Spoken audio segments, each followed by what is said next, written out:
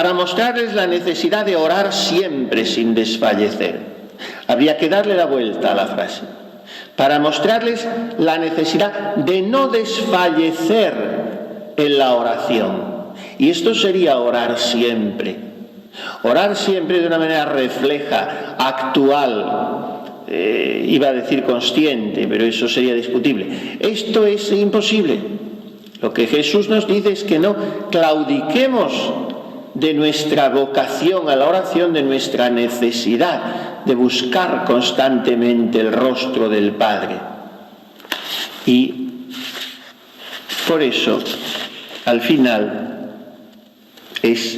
tenemos al final de esta sección, digamos, tenemos el ejemplo de los niños. Bien, pues en aquella ciudad, el juez, al que no le importaban ni Dios ni los hombres, se vence por la insistencia suplicante de una viuda, porque le importuna constantemente. Una viuda entonces era nadie, no tenía nada, no le había quedado pensión, no tenía nada, veíamos cuando la viuda de Naín.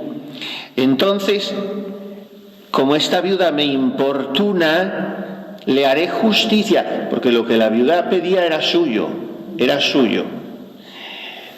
Y entonces el Señor añade, fijaos en lo que dice el juez inicuo. ¿No hará entonces Dios justicia a sus elegidos si claman a Él día y noche? ¿Les hará esperar? Yo os digo que les hará justicia inmediatamente. Pero el Hijo del Hombre, cuando venga, ¿encontrará fe en la tierra? Miren, esta parábola es exclusiva de Lucas, como varias que hemos visto ya, varias. Esta es exclusiva de él.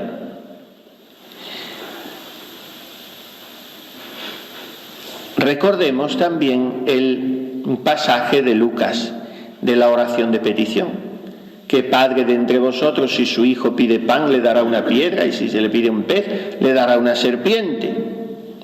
Se trata de orar con confianza y perseverancia, sabiendo que Dios nos escucha. Y esto es la fe que decíamos antes. La oración confiada, la oración perseverante, es fruto de la oración con fe. La viuda, decimos, es figura de los más necesitados. Si un juez deshonesto, inicuo, injusto, se doblega, digamos así, aunque sea por puro cansancio, ante ella, con más motivo lo hará Dios, que no se mueve ni por la iniquidad ni por el cansancio, sino por la misericordia. O sea, el juez, la antítesis es esta. El juez, fastidiándole la viuda, la atiende. O sea, la atiende a las trágalas, la atiende sin ganas. Y Dios nuestro Padre, amándonos, nos atiende. O sea que está deseando satisfacer nuestras peticiones cuando son según su voluntad, y si no, las endereza. La parábola no hay analogía en este sentido en el modo de ser. Así como en la parábola, por ejemplo, del hijo pródigo, hay una analogía de proporcionalidad entre el Padre misericordioso y el Dios de las misericordias, porque el Padre sale al otero cada día, ve si viene el hijo, se tira al cuello, le abraza, le saca el mejor vestido. Ese es Dios. Este juez no es Dios. Y sin embargo, si vosotros que sois malos sabéis dar cosas buenas. O sea, hay parábolas que Cristo las propone diríamos, por antítesis, por reacción. Si esto es así, ¿cuánto más Dios con vosotros? Hay que tener presente que la comunidad primitiva cristiana de San Lucas vivía en un mundo hostil y estaba sujeta a las persecuciones de aquel mundo anticristiano ya en los inicios del cristianismo. Y entonces algunos se preguntaban, ¿por qué no interviene Dios? ¿Por qué no nos protege más? ¿Por qué no ampara esta iglesia naciente? Parece que no escucha nuestras súplicas.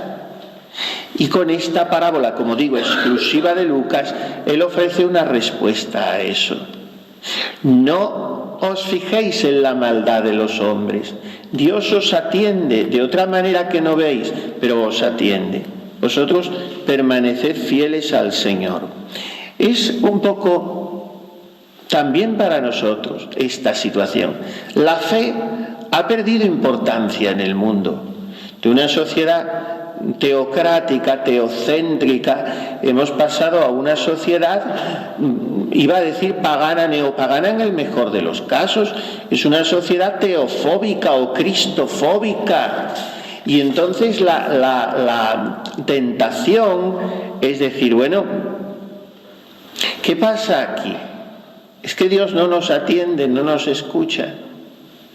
Y Jesús nos dice, vosotros importunad a Dios, no seáis pasivos, vivid vuestra fe en activo y Dios os escucha a su modo que no es el vuestro y a su tiempo que no es el vuestro. Todos tenemos algo o mucho de esta viuda, porque todos necesitamos la atención de Dios, la escucha de Dios, el amor de Dios, y porque todos necesitamos orar siempre sin desfallecer, pero nuestra oración sin desánimo no es algo que resuene aparatosamente en el mundo. Nuestra oración sin desánimo, sobre todo en el caso de una contemplativa que ha hecho de la oración su vida, esa oración sin desánimo es un motor silencioso de fe, que es lo que está moviendo al mundo. Aunque el mundo no lo sepa y ella misma a veces se desanime porque no ve los frutos, lo cual es falta de fe.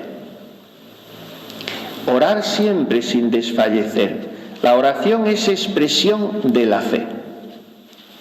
Y dice aquí preciosamente en una homilía del 21 de octubre de 2007, dice Benedicto XVI, cuando la fe se colma de amor a Dios, reconocido como Padre bueno y justo, la oración se hace perseverante, insistente, se convierte en un gemido del espíritu, un grito del alma que penetra en el corazón de Dios.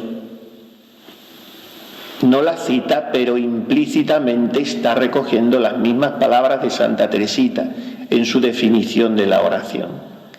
No creo que la tuviera presente, porque las homilías de Benedicto XVI son todas de él, son hechas por él. Es muy rara la que le hacen a alguien. Ya sabe que los papas es imposible que todo lo que dicen lo escriben ellos.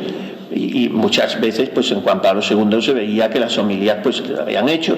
Pero Benedicto XVI es porque responden a un patrón muy inconfundible. Y entonces posiblemente no esté en su intención aquí. Yo cuando lo he visto me ha saltado de ojo porque no la cita y es muy delicado. Esto la citaría si lo hubiera tomado de ella, pero es casi la misma definición que da Santa Teresita de la oración. Es un grito del corazón, una súplica elevada al cielo, lo mismo en la lucha que en el contento, etc. Y dice, de ese modo, la oración se convierte en la mayor fuerza de transformación del mundo. La oración es la que mantiene encendida la llama de la fe. Por eso es tan importante hoy en la Iglesia que las contemplativas, las claustrales, sean lo que son. Sed lo que sois. Y no seáis otras cosas raras. Y en la Iglesia hay de todo. Y cada uno tiene su misión. Pero si la sal se vuelve sosa, ¿con qué la salarán? Y si la monja claustral pierde su sentido de inmolación, de ocultamiento, de silencio, de penitencia, ¿qué es? Entonces, ¿qué es? Esta es la fuerza de la oración. Es la que mantiene encendida la llama de la fe. De lo contrario, cuando venga el Hijo del Hombre, ¿encontrará fe en la tierra? Esta pregunta es terrible, de Lucas, es terrible. Es una pregunta que nos hace pensar, dice el Papa. ¿Cuál será nuestra respuesta a esta inquietante interrogante? Hoy queremos repetir juntos con humilde valentía: Señor, tu venida a nosotros nos encuentra reunidos con la lámpara de la fe encendida. Creemos y confiamos en ti. Aumenta nuestra fe. Aumenta nuestra fe. Pero esta fe la aumentará el Señor a cambio de nuestra oración constante. Y de nuestra oración, voy a decir una cosa que quiero que se entienda bien, por favor. De nuestra oración sudorosa. Mire, vamos a la oración a descansar en el corazón de Jesús. ¿Cuántas veces, después de un día de preocupaciones, de fatigas, vas a la oración, lo abandonas todo en Él? Pero nuestra oración no es un nirvana evasivo, Nuestra oración es como la de Jacob, una lucha con Dios. Es como la de Cristo en Getsemaní, hacer violencia al corazón del Padre. Es como la de Moisés, en lo alto del monte, interceder con las manos levantadas para que los que guerrean abajo ganen la batalla. Dios necesita las manos levantadas de la Carmelita hoy, porque esas manos prolongan las manos alzadas de su Hijo en la cruz, y Dios las necesita. Y por eso una carmelita no puede estar ociosa, no puede estar desentendida de las necesidades de sus hermanos los hombres, ni llevarlas en sí, pero un poco como en globo. Bueno, si yo pido por el mundo. No es eso, es que a ti te tienen que doler hasta hacerte sangrar el alma, los sacerdotes y los pecadores. Y si no te duele y no te tiene en tensión que te duela incluso físicamente, porque hay que amar hasta que duela, decía la Madre Teresa de Calcuta. Y este es el sentido de la penitencia corporal también, que está hoy también muy olvidada. Y no tenemos que ser obsesivos de ella, pero tampoco tenemos que ser olvidados de ella. Entonces, todo eso tiene que dolerle a una carmelita, porque si las manos de la carmelita son las manos levantadas de Cristo en la cruz, a él le dolía tener esas manos abiertas, le dolía. Cuando venga el Hijo del Hombre, ¿encontrará fe en la tierra?